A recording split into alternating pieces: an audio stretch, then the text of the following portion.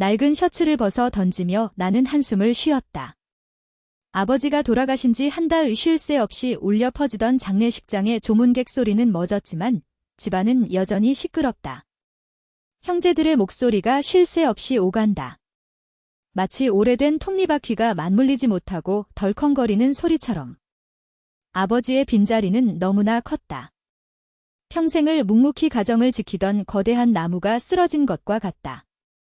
나는 그 나무의 뿌리였다. 장남으로서, 가장으로서 아버지의 뜻을 이어받아야 할 책임감이 나를 짓눌렀다. 아버지의 장례를 치르는 동안 나는 묘하게 초조했다. 슬픔은 컸지만 그보다 더 크게 느껴지는 불안감. 마치 폭풍전야처럼 묘한 긴장감이 감돌았다.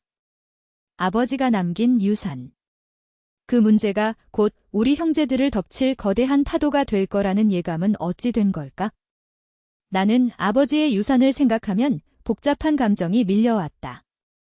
겉으로는 평범해 보이는 삶을 살았지만 아버지에게는 꽤 많은 재산이 있었다. 사업은 성공적이었고 부동산도 몇 채 가지고 있었다.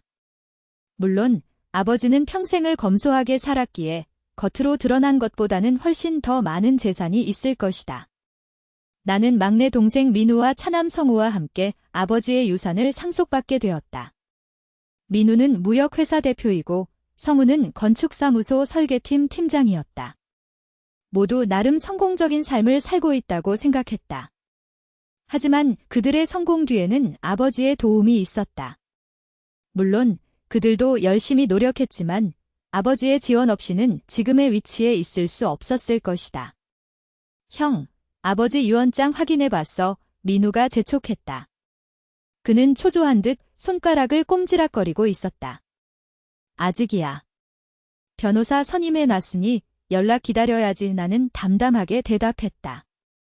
하지만 내 목소리는 미세하게 떨리고 있었다. 그게 걱정이야. 아버지께서 갑자기 돌아가셨으니 유언장 없을 수도 있고. 민우의 목소리가 점점 커졌다. 걱정 마. 아버지께서는 분명 유언장을 작성하셨을 거야. 평생을 살아오면서 유산을 어떻게 분배할지 고민하지 않았을 리가 없잖아. 나는 민우를 진정시키려 했지만 그의 불안감은 쉽게 가라앉지 않았다. 성우는 말없이 탁상을 응시하고 있었다. 그는 민우처럼 감정을 드러내는 편이 아니었다. 하지만 그의 눈빛은 복잡하게 흔들리고 있었다. 나는 성우가 무슨 생각을 하고 있는지 짐작할 수 있었다. 아마도 우리 모두와 같은 생각일 것이다. 유산 문제에 대한 불안감, 그리고 약간의 기대감. 아버지의 유산은 단순한 돈 문제가 아니었다. 그것은 우리 형제들의 관계, 그리고 아버지와의 추억을 담고 있는 상징이었다. 유산을 둘러싸고 형제들이 갈등하면 아버지의 명예는 실추되고 우리 가족은 파멸할 것이다. 나는 그 점이 가장 두려웠다. 변호사의 사무실은 낯설고 차가웠다. 짙은 색상의 나무 책상과 앤티크 가구들은 무거운 분위기를 자아냈다. 나는 변호사에게 아버지의 유언장 관련 서류를 전달받았다. 서류 봉투를 뜯는 순간 심장이 쿵쾅거렸다. 마치 운명의 장난을 기다리는 듯한 긴장감. 유언장이 없으시군요. 변호사의 말에 나는 숨을 멈췄다. 무슨 말씀이세요? 나는 믿을 수 없다는 듯 되물었다. 네, 유언장이 없으십니다. 대신 아버지께서 작성하신 상속 포기각서가 있습니다. 변호사의 말은 더욱 충격적이었다. 상속 포기각서. 그것은 상속을 포기한다는 서류였다. 아버지께서 왜 그런 서류를 작성하셨을까? 나는 혼란스러웠다. 아버지가 왜 상속 포기각서를 작성하셨다는 거죠? 나는 변호사에게 물었다. 글쎄요, 그 부분은 제가 알 수 없습니다. 아버지께서 작성하신 이유를 정확히 알 수는 없지만 아마도 특별한 이유가 있었을 겁니다. 변호사의 대답은 모호했다. 나는 상속 포기각서를 자세히 살펴보았다. 아버지의 서명은 분명했다. 하지만 왜 하셨을까? 나는 아버지의 의도를 파악하려 애썼다. 아버지께서는 평생을 성실하게 살아오셨다. 부정이나 부패는 꿈에도 꾸지 않으셨을 것이다. 그렇다면 왜 상속 포기각서를 작성하셨을까? 이건 말도 안 돼. 아버지께서 상속 포기각서를 작성하신 이유가 있을 거야. 뭔가 착오가 있는 거야. 나는 변호사에게 호소했다. 저도 그렇게 생각하고 싶습니다. 하지만 서류는 명백합니다. 아버지께서 상속 포기각서를 작성하신 것은 사실입니다. 변호사의 말은 냉정했다. 나는 사무실을 나섰다. 짙은 어둠이 나를 감쌌다. 나는 충격에 휩싸였다. 아버지의 유산은 우리 형제들에게 돌아가지 않았다. 그렇다면 누구에게 돌아가는 걸까? 나는 민우와 성우에게 전화했다. 그들에게 상속 포기각서에 대한 소식을 전했다. 그들의 반응은 예상과 달랐다. 민우는 흥분했고 성우는 침착했지만 그의 눈빛은 어딘가 불안했다. 형, 이건 완전 엉터리잖아. 아버지께서 어떻게 그런 서류를 작성하실 수 있어? 민우의 목소리는 격앙되어 있었다. 형, 무슨 일이 있었던 거야? 아버지가 왜 그런 결정을 하셨을까? 성우는 걱정스러운 목소리로 물었다. 나는 그들에게 아버지의 유산을 둘러싼 복잡한 상황을 설명했다. 그리고 나는 그들에게 앞으로 어떻게 해야 할지 조언해 줄 수 없었다. 나는 그저 혼란스러울 뿐이었다. 며칠 뒤, 나는 아버지의 서재를 정리하고 있었다. 아버지의 서재는 아버지의 인생을 보여주는 박물관 같았다. 책장에는 아버지의 취향을 보여주는 다양한 책들이 꽂혀 있었고, 책상 위에는 아버지의 관심사를 보여주는 사진과 서류들이 놓여 있었다. 나는 아버지의 책상 서랍을 열었다. 그곳에서 나는 낡은 일기장을 발견했다. 일기장은 아버지의 젊은 시절부터 쓰기 시작한 것 같았다. 나는 조심스럽게 일기장을 펼쳤다. 아버지의 글씨는 꼼꼼하고 정갈했다. 나는 아버지의 글을 읽으면서 아버지의 젊은 시절을 엿볼 수 있었다. 아버지께서는 젊은 시절, 가난했지만 꿈을 꾸었다. 그리고 그는 그 꿈을 이루기 위해 노력했다. 나는 아버지의 일기장을 읽으면서 아버지의 고뇌와 희생을 느낄 수 있었다. 아버지께서는 나를 비롯한 가족들을 위해 많은 것을 포기하셨다. 그는 평생을 성실하게 살아오셨고 가족들에게 헌신하셨다. 나는 아버지의 일기장을 읽으면서 아버지에 대한 존경심을 갖게 되었다. 그리고 나는 아버지의 유산을 둘러싼 갈등에 대해 다시 생각하게 되었다. 아버지께서는 왜 상속 포기각서를 작성하셨을까? 나는 아버지의 의도를 파악하려 애썼다. 일기장의 마지막 페이지에는 다음과 같은 글이 적혀 있었다. 나는 나의 모든 것을 나의 자식들에게 주고 싶다. 하지만 나의 자식들이 서로를 믿고 사랑하며 살기를 더 바란다. 만약 나의 자식들이 서로를 배신하고 싸운다면 나는 나의 모든 것을 후회할 것이다. 나는 아버지의 글을 읽으면서 눈물을 글썽였다. 아버지께서는 유산을 남기는 것보다 가족의 화합을 더 중요하게 생각하셨다. 그는 우리 형제들이 서로를 믿고 사랑하며 살기를 바라셨다. 나는 아버지의 유산을 둘러싼 갈등을 멈춰야 한다고 결심했다. 나는 우리 형제들이 서로를 이해하고 화해하기를 바랐다. 그리고 나는 아버지의 뜻을 이어받아 가족을 지켜야 한다고 생각했다. 나는 민우와 성우에게 아버지의 일기장 내용을 이야기했다. 그들은 아버지의 말을 듣고 잠시 침묵했다. 그들의 표정은 복잡하게 흔들리고 있었다. 형, 아버지 말씀이 옳아.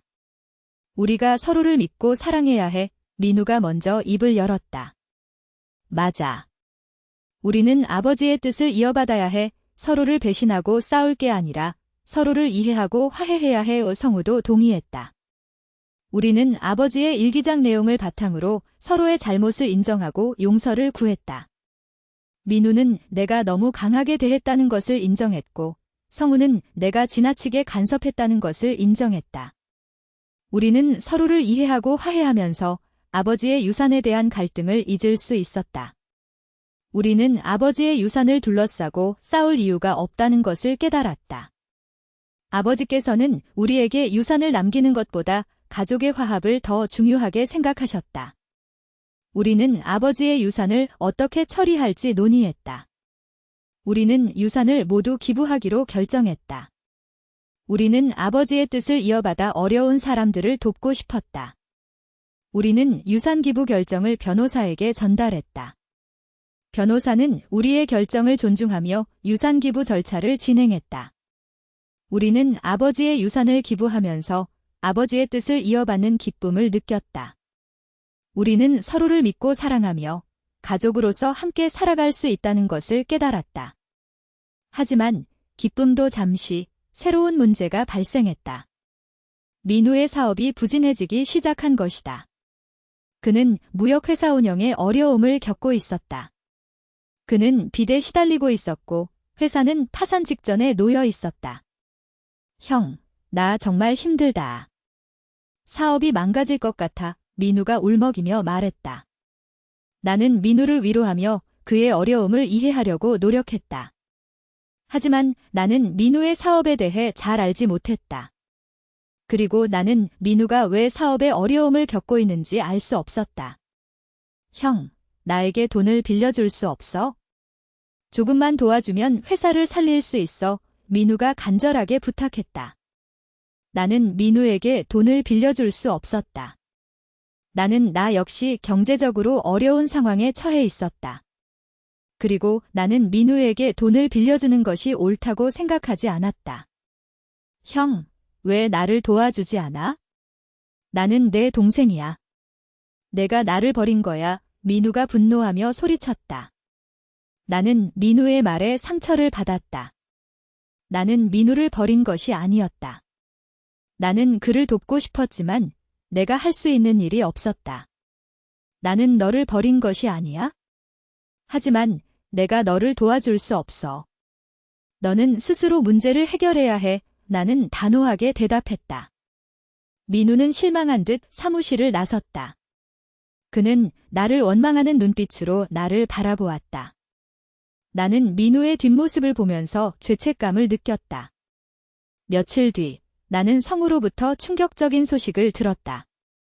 민우가 어머니에게 접근하여 유산을 달라고 협박하고 있다는 것이다.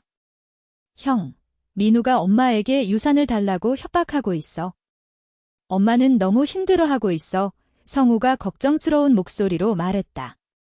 나는 성우의 말에 믿을 수 없다는 듯 되물었다. 민우가 어떻게 어머니를 협박할 수 있을까? 민우는 평생을 어머니를 헌신적으로 모셨다. 그는 어머니를 존경하고 사랑했다. 정말이야?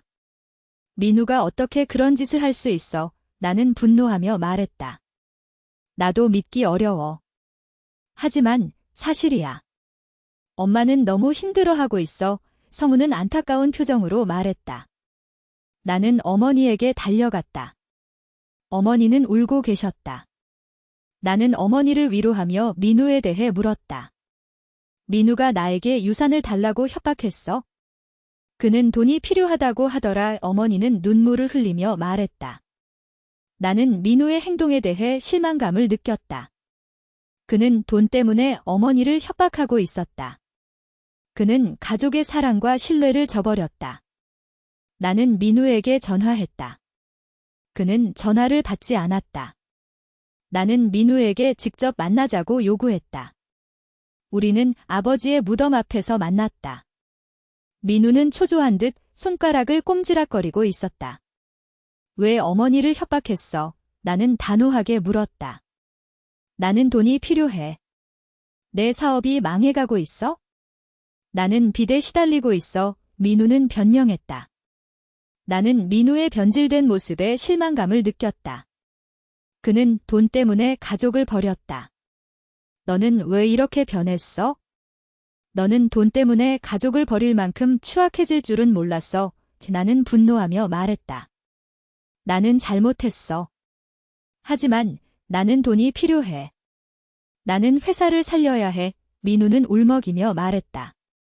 나는 민우의 사정을 들어주고 그의 어려움을 이해하려고 노력했다. 하지만 나는 민우의 행동을 용서할 수 없었다.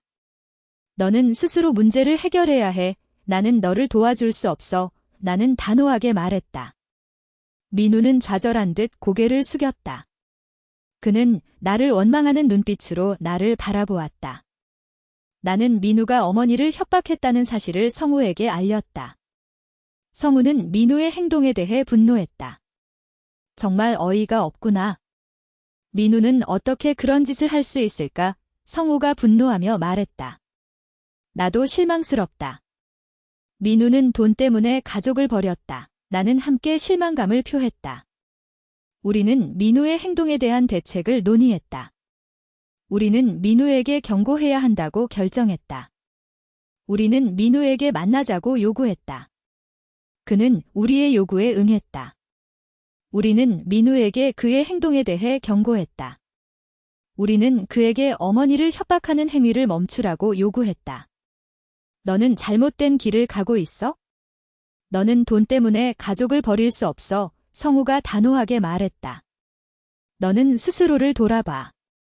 너는 지금 무엇을 하고 있는 거야? 나는 민우에게 질문했다. 민우는 우리의 경고에 묵묵히 귀를 기울였다. 그는 우리의 말에 동의하는 듯 고개를 끄덕였다. 며칠 뒤 나는 민우에게서 뜻밖의 소식을 들었다. 민우가 사업을 정리하고 모든 빚을 청산했다는 것이다. 형, 나는 사업을 정리했어. 그리고 나는 모든 빚을 청산했어. 민우가 조용히 말했다. 나는 민우의 변화에 놀랐다.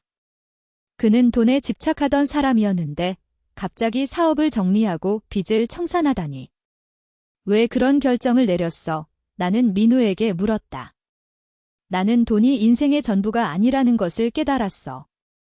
나는 가족과 함께하는 것이 더 중요해. 민우는 진지하게 말했다. 나는 민우의 변화에 감동을 받았다. 그는 돈 때문에 가족을 버렸던 과거를 반성하고 새로운 삶을 살기로 결심했다. 우리는 민우와 함께 아버지의 무덤을 찾아갔다. 우리는 아버지께 민우의 변화에 대해 이야기했다. 아버지, 민우가 변했어요. 그는 돈 때문에 가족을 버렸던 과거를 반성하고 새로운 삶을 살기로 결심했어요. 나는 아버지께 경건하게 말했다. 우리는 아버지의 무덤 앞에서 함께 묵념했다. 우리는 아버지의 명예를 훼손했던 민우의 과거를 용서하고 그의 새로운 삶을 지지하기로 다짐했다. 시간이 흘렀다.